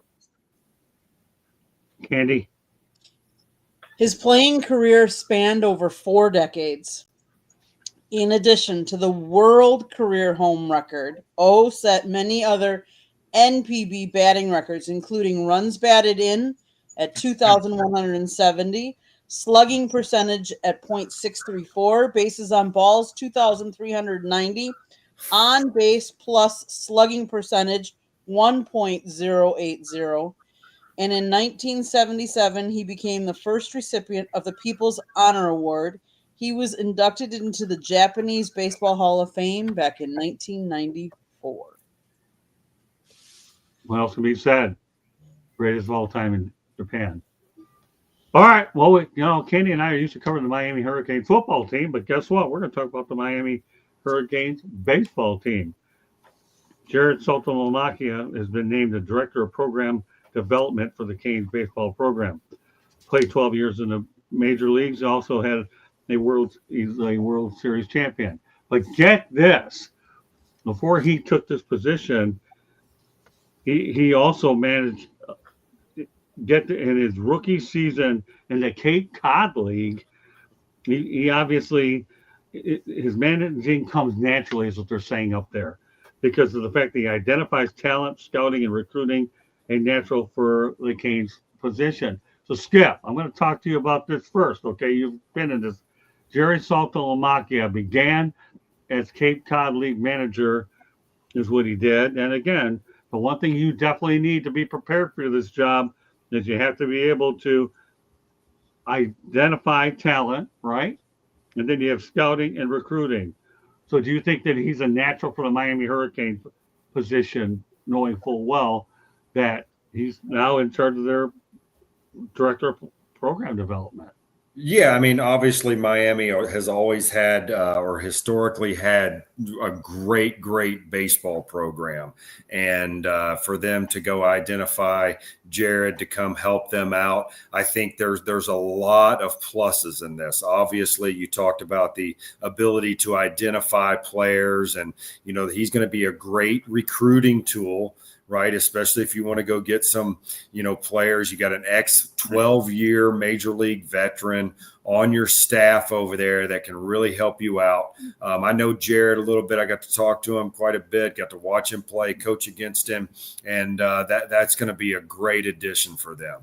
Yeah, I think that anytime you can get an ex-major leaguer on a coaching staff, and this doesn't happen often. I think a lot of coaching staffs are kind of intimidated if you get a big league guy, because they don't want to, you know, get their toes stepped on. I don't think Jared would do that. That's awesome that they went and got him. He'll help the recruiting process. He'll definitely help them navigate games. He'll help the pitchers. He'll help the catchers. He'll help the hitters, right? I mean, he's an ex-catcher, and he's going to be able to give advice to, you know, all the important positions, and he's definitely going to make them a better baseball program. Eric? I mean, the Miami Hurricanes baseball team is one of the most legendary programs in college baseball. But the fact that they got Jared Saltalamacchia, I think it's going to make them that much better. Keep in mind, though, when he was managing the Cape Cod League, which is considered the best summer collegiate baseball league in the country, you know, he's managing a team that was just put together. Like, you know, these guys, you know, these small front offices will call off the colleges and see about getting players on those rosters, and obviously they have to deal with pitching limits because they don't want to rip their arms up. So you got to deal with that. But the fact that he was managed to do all that along with a team that's just kind of randomly put together, though, and was able to connect with guys and have some success is truly amazing. And imagine what he's going to do with a team that's been together for a little while, where the players practically already know each other. Some of them came to college together, others have been in the program a little while, and putting an ex-major leaguer on that coaching staff is going to give them the recruiting edge. Now, as far as stepping on toes, though, I would imagine that probably it came up during the interview, as far as, you know, knowing your lay of the land. I'm sure that was talked about. But, you know, I've seen Jared play. I've heard him a little bit on the TV. You know, pretty well spoken as far as I'm concerned.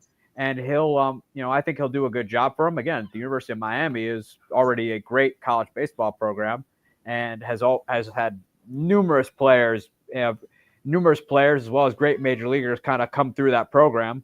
And I think that Miami got a good one, and they're just going to be that much better. I mean, they're already a hard out every College World Series and every regional. So, you know, I think that they got the edge recruiting wise right now. Rob? Yeah, I agree. It's all about the recruitment. You have an ex-major league catcher who also was on the 2013 World Series championship team. So it's a great move. You know, a great program, and this was a great move. Anytime you could get an ex-major leaguer, it really helps with recruitment, like everyone else said. George? Oh, boy. I'll tell you what, that one stat here, Cape Cod, oh, my goodness, produced a record number of Cape league all-stars, saw 21 players selected in the MLB draft, including 3 in the first round. So I'll tell you what, he's got great pedigree going. He really does. We all know, Scott, you and I have gone back on the forth on this for 40 some years, probably, how great a catcher is as a manager. How many of them have made that successful switch. And I know, Skip, you know that too. So what's happening now is we're seeing guys like this go into coaching or being hitting instructors or whatever. And it doesn't have to be on just the professional level. And I congratulate Miami for this signing, because he was a good catcher. He was a decent catcher. Spent one of those years in Detroit. He's really got the smarts and the know-how. I think they made a very wise decision here. Really. Candy. The reason this makes this even that much more wise is he was born in West Palm Beach, Florida. So he grew up here. He knows how to recruit here. He knows what schools are good here. He knows which ones to go after. He was a switch hitting catcher. He made his major league debut on May 2nd, 2007. It was his 22nd birthday. He went on to play for the Rangers, the Red Sox, the Marlins, Diamondbacks, Tigers, and Blue Jays. Over his 12-year career, he compiled a .232 batting average with 110 home runs and 381 RBIs. So not only did he grow up in West Palm Beach, which is north of Miami, for those of you that don't know, couple hours, and then he played for Marlins. So he knows the area. He knows the schools that are good. He knows the high schools that would have good players coming out of them. And he probably has a little bit of an edge then, because he can do the local recruitments and stuff like that from Florida here. Anytime you have a local guy that went to the major leagues and comes back and is involved, it's a great hire for the Hurricanes. I give them a lot of credit. All right. Well, you said everything but one thing, but that's good. We're going to have some fun. What does Jared Saltalamacchia have in common with Howard Schnellenberger? They both went to Anybody Miami. want to take a guess? They both went Anybody? to Miami. No, they both went to Miami. Nope. Anybody want to take a crack at it? No. I didn't think so. They have long last names beginning with the word S. Saltalamacchia, Schnellenberger people. Oh, you got it. Saltalamacchia, Schnellenberger. I just hope they had address levels when they had this. Everybody said it all but that. With that said, let's continue. Go ahead. Here's what we're missing. Here's what we're missing too. It might persuade kids to stay with the program rather than chicken out and go in the transfer portal. Oh, don't screw up a great ending, Eric. Really? Seriously, really? Saltalamacchia, Schnellenberger, S's with long. I wouldn't want to have to print those out. That's why you have address levels. Forget about the transfer portal. I ain't talking football. I'm talking baseball. This 108 baseball. It's true. All right, long last name. Saltalamacchia, Schnellenberger. All right, you got 2 more baseball topics and 1 more non-sports. We're going to get to them. Okay, we're going to go back to Japan. Ichiro Suzuki, tally 4,367 hits in his professional career. He collected 3,089 in MLB. And guess what? 1,278 hits in Nippon Professional Baseball. You see a recurring thing, Nippon Professional Baseball. You people owe me some residuals promoting your league tonight, Nippon. All right, Eric, some thoughts about Ichiro with that 4-digit number called 4367. That isn't good enough. Got 1,278 and 3,089. Anyways, those are his numbers, Eric. Some thoughts. I mean, Ichiro, there's a reason he's in the Hall of Fame. I mean, it makes you wonder. Even though he had obviously a Hall of Fame career in baseball, it makes you wonder, had he come over earlier, he might have assaulted Pete Rose's record. Candy.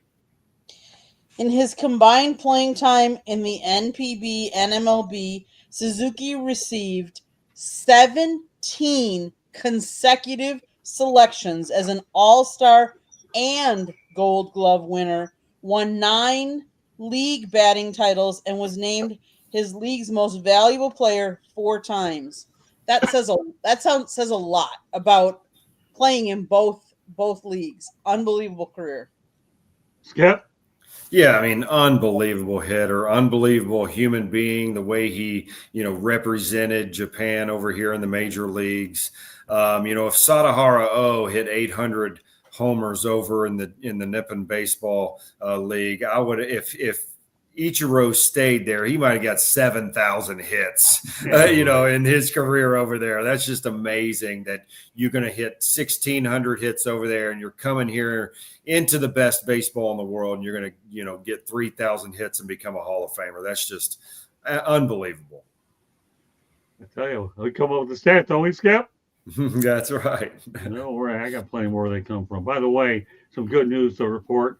My contact in Tampa will probably be coming on our show in a couple of weeks. We're going to talk about the Tampa Bay Rays situation. Awesome. So stay with us. I'm working on that, but it looks like we're supposed to pull in and out. Anyways, Rob, what are your thoughts about Ichiro? Listen, amazing.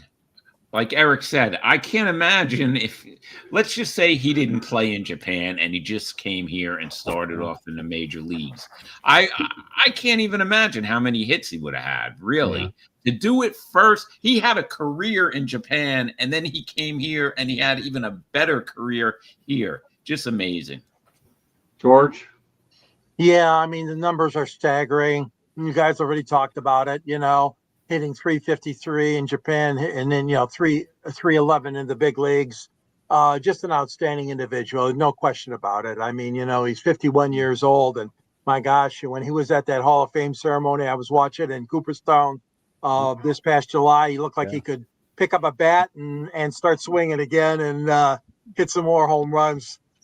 He's just an incredible athlete, great guy, and one of the things that we see as we cover teams in the press area is that the Asian media, they flock to games when their players are there, and I can't blame them. And boy, oh boy, there's a lot of media that covered him during his career. No question about it. All the press that were there from Asia wanted to see every at-bat. Great guy, well worth it. Don't worry, George. Candy and I got firsthand knowledge of that when we were covering Shohei Ohtani. Oh, yes. Over in Tempe, and my man Tim Mead pulled it off and got us in there. Tim Mead, God love you. I know Skip knows about Tim Mead. Tim Mead is one of the classic people on the planet. One of the best guys ever, no doubt. Oh, gosh, is he ever. So shout out to Timmy if you're watching this. You're always special, and I hopefully we'll have a chance to get in contact at some point or another. One more baseball topic to get to, and then one more non-sports to wrap it up. In 1973, Nolan Ryan set his career high with 383 strikeouts. In 2024, Tarek Skubal led the bigs with 228 Ks, remarkable for a 27-year career. Skip, and I love comparing Nolan Ryan and Ichiro week in and week out. What are your thoughts about this one? You're talking 388 versus 228. That's a lot compared to these two guys. Yeah, obviously we're really controlling the number of pitches that these pitchers get to throw these days, and there are days of 270 to 383 strikeouts are over. You're just not going to see it anymore. I don't think you'll ever see another 300 strikeout performance, season performance from another pitcher. And if you're striking out 220, it's amazing. It used to be, these guys were running off 250, 6-7 years in a row. And now if you hit over 200, you're doing something special. So the game has changed a little bit, but that's not to downplay anything that Skubal's done. He's been fantastic. And he's one of the best pitchers that I've ever seen pitch live. So it's been fun to watch this young kid pitch. Eric? Obviously we're not seeing those high 200K pitchers anymore. That's just the way the game has gone these days. Where we're wanting to where in theory we're wanting to keep arms healthy when we're really doing more harm. But that's another argument for another day. Again, Tarek Skubal was probably this era's. You can make the argument he is this era's Nolan Ryan because right. The guy's unbelievable. He's one of those pitchers that just kind of came out of nowhere, I think, last season, and was striking out guys left and right. He's got to the point now where he can just stare at a batter and just stand there and strike him out. That's how good this guy is. And it's just sometimes you wonder as a hitter where you're facing Skubal, you know it's going to be a long day. It's like, like we were talking about earlier with Clayton Kershaw. Sometimes it's just not fair how good he is. But again, it's just the way the game's going. But Tarek Skubal is just he's the best. I think the best starter in baseball right now, and he's certainly going to be fun to watch here for a while. Rob. Yeah, the game has changed so much if you think about it with the pitch count and and they're protecting their investments. They're paying so much money now that they do have to watch these guys' arms, and there's still a lot of pitchers going. They have to get Tommy John surgery, a lot of injuries, right. But the game has changed. I mean, let's real quick. I just wanted to mention this: the Mets. Piggybacking. This is the new thing, right? Piggybacking. Yeah. Bad. The Mets did it with Holmes and Minaya. Could you imagine back in the day if they said they were going to piggyback Seaver and Kuzman? I mean, come on. It's crazy. So, yes, the game has changed. Both of them great strikeout pitchers, but, I mean, Nolan Ryan's in a class all by himself. Yeah, Tom Seaver, Jerry Kuzman. There's no names from yesterday. George. Yeah, taking nothing away from Skubal. We all know that he's got some great stuff, and obviously he's had 881 strikeouts for his career. But when you look at Nolan Ryan, over 5,000 strikeouts, I mean, you got to scratch your head and say, really? Are you serious? 5,700 strikeouts? I mean, and Randy Johnson is next, I guess, at 4,800 plus. But no, I mean, it is incredible. And now we are limiting pitch counts and innings pitched and all that stuff. Those guys, those workhorses that we grew up with, such as Nolan Ryan, I mean, those are yesteryear statistics. But man, oh man, it just really hits you right in the face when you see something like that. And you wonder, something like that, those records are never going to be touched and nowhere near being touched. But hats off to Nolan Ryan, of course. Yeah. Well, hats off to me when I bring those topics up at a later date and I take that hat and make you wear it the other way or ruining a good show down the road. Well, go ahead, you can wear it now because then you'll have a really being pinned up to where sun doesn't shine. All right, Candy, go ahead. He recorded 300 strikeouts in a season, 6 different times, a major league record. Ryan, Pedro Martinez, Johnson, Trevor Hoffman, Sandy Koufax, and Billy Wagner are the only 6 pitchers inducted into the Baseball Hall of Fame who had more strikeouts than innings pitched. And Ryan is also one of 3 players in history to have his number retired by at least 3 teams. Great stuff. All I can say is more to come on Nolan Ryan next week. Final topic of the night, non-sports topic. No research necessary. It's called opinion only. Okay, opinion only. And it's this. In Norway, the train conductor stopped the train halfway because his work had ended. Strict labor laws in place to protect workers' rights and prevent overwork. Skip, what do you think? He stopped his. Can you believe that? Norway, I love that place. But I mean, obviously, a train. I mean, we're headed that way. We got sleep rooms in major league clubhouses, so we're babying this generation of people, and it's just not as tough as what they used to be. I mean, I guess Nolan Ryan would have needed quite a few breaks during that 383 strikeout season if they were taking the same approach. It's amazing to me some of the stuff that goes on these days, but maybe it's the best. I'm sure those Norway bus or train tracks get clogged up quite often with those breaks. It's amazing to me. Yeah, it's amazing to me. After reading this, I don't plan to take a train in Norway. I think I'm going to start asking for a break about halfway through this Monday show. Why do you I'm going to take a nap. Really? You're the star of the show. Why would you want to take a nap halfway through it? Hey, labor laws are labor laws. We're going to move this thing to Norway. Oh yeah. Oh yeah. Well, then you'd be able to get your halfway break. That's for sure. Yeah, exactly. There's your great comeback. That's your baseball analogy to Norway. That's a good one, Skip. I couldn't have come up with one better than myself. That's why I have you as my manager to make sure you keep me straight on that. Great stuff, Skip. I'll think of something else next week. But this is the flavor of the day. Norway labor laws halfway through. But no, nobody takes a break halfway through this show. We start and we finish like it used to be in the old days of pitching. We have complete games. In this case, we have complete shows. All right, Rob. Can you imagine? All right, you're on the 4 train going to Yankee Stadium for a playoff game, and all of a sudden the conductor says, "Let's stop the train in the middle of the whatever tunnel you're in." Do you think he would make it out alive if the game, you know? He'd get his rest for sure, forever. Yeah, permanent rest. Exactly. They throw him down below the subway. No doubt. Well, so let me ask you guys a question. Well, I'll go around the horn, and then I'm going to ask everybody a quick question. Okay, George, go ahead. You comment on this one. Well, Norway, yeah, those are some different laws, man. That is unusual.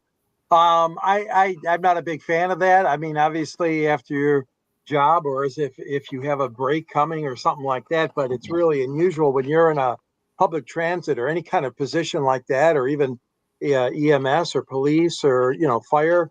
Yeah, you need your breaks, but my gosh, not in the middle of something like that. That's a bit odd for me to stomach. I'm sorry. That's why I brought it to the show, because it's odd for a lot of people. Oddball stuff, yeah. So you can wear your hat the right way now that you've bailed yourself on that last jackpot. All right, Candy. There you go.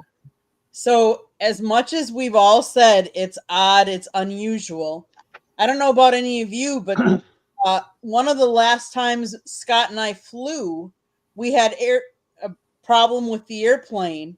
And at one point they said the crew could not fly because they were going to go over their hours as well. And if we think about it, we all talk about how they might be going over their hours.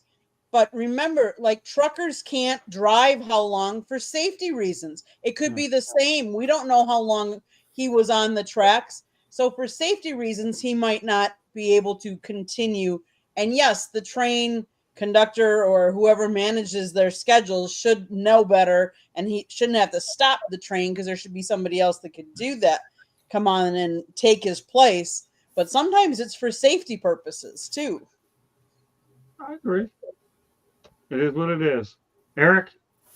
I mean, we're already talking about having 4-day work weeks, so we're already headed down that path now, which actually I learned earlier. There was a college in Buffalo, New York called DUville University, which actually has 4-day work weeks for both administration staff as well as students. God knows what would have happened to me if I went there. It was a obviously going on, doing that. Actually, if we think about it though, I mean, you got to focus when you're driving that train at a high speed. It is not easy. It is not nearly as easy as one might think, because man, you gotta make sure the speed's correct. You gotta be aware of what's going out, and they're blocking you. Yes, it might be a little inconvenient in the middle of it, but it actually, if we really think deeply about it, it does make sense. Although don't push your luck if you're a New York subway operator. Otherwise they might throw you down to the rats down below the tracks. Well, I'll just say this. After reading this, I'm sticking to my bus tours. That way I don't feel like they're overworked. I don't blame you. And after making this observation and bringing up this topic, you know what I'm going to say? This reminds me of one of my all-time favorite movies, The Lion King. You know why? Because the way they handled this law reminds me of two things. Hakuna Matata. Yeah. No worries, people. There you go. That's a nice. As long as they don't do it with pilots, we're good. Yeah, there you don't go. want to do that with pilots. The Lion King makes history. The Norwegian people. Hakuna Matata. Yeah. No worries. Relax. Or that's another one of those things. They'll live longer than all of us, probably, but yeah, I know. Unbelievable.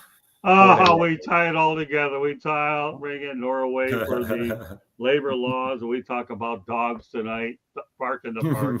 We're all over the map tonight, but I'll tell you one thing. What a whale of a show this was tonight, for sure. This is just too bad Cyberooski and Joshua Dorr their bedtime came early, so they didn't get their one moment in the sun.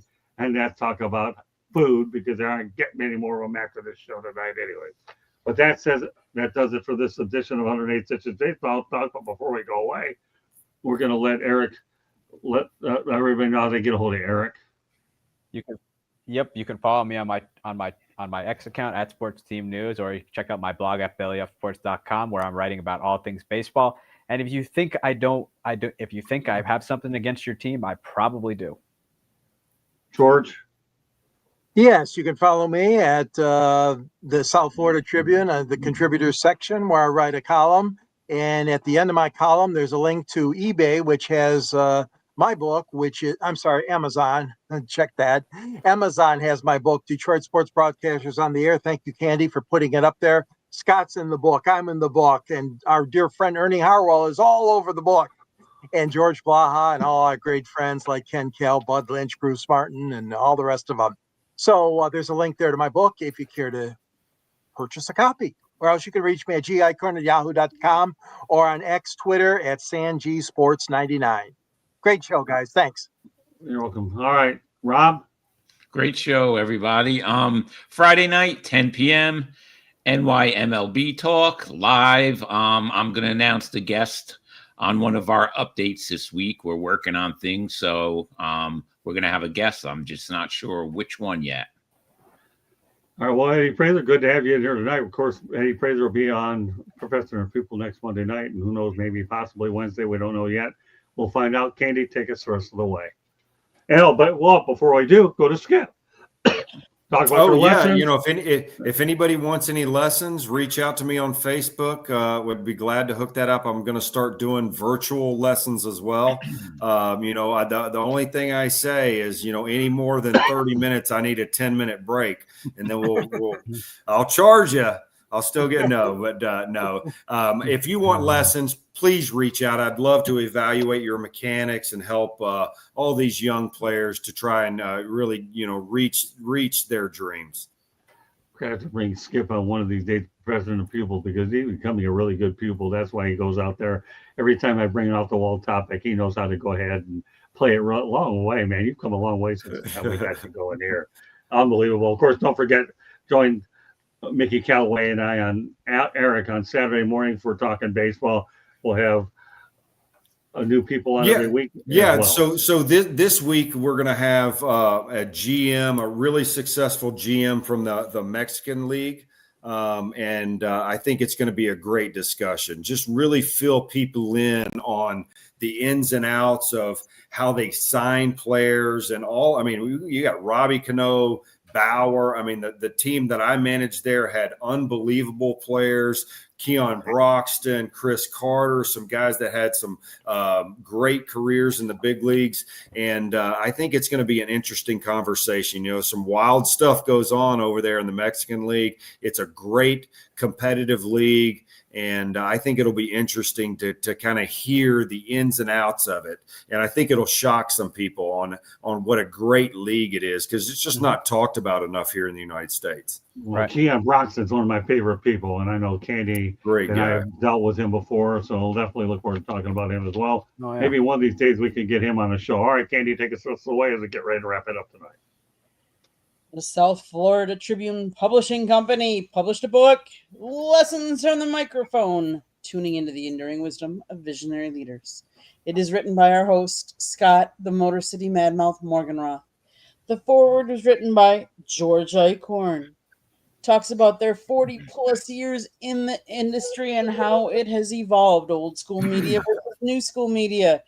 It's available on Amazon, Barnes & Noble, Kindle, Google, and Apple Books. There's also a link on our website, www.southfloridatribune.com, where there is a plethora of great content, so go check it out. If you see the red subscribe button in that lower right-hand corner, that means you have not yet subscribed to our YouTube channel.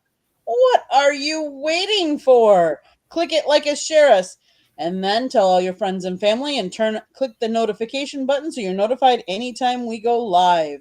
If you want to advertise, call Scott 954-304-4941. If you want to be a guest or have topic ideas, you can always email us at southfloridatribune@gmail.com.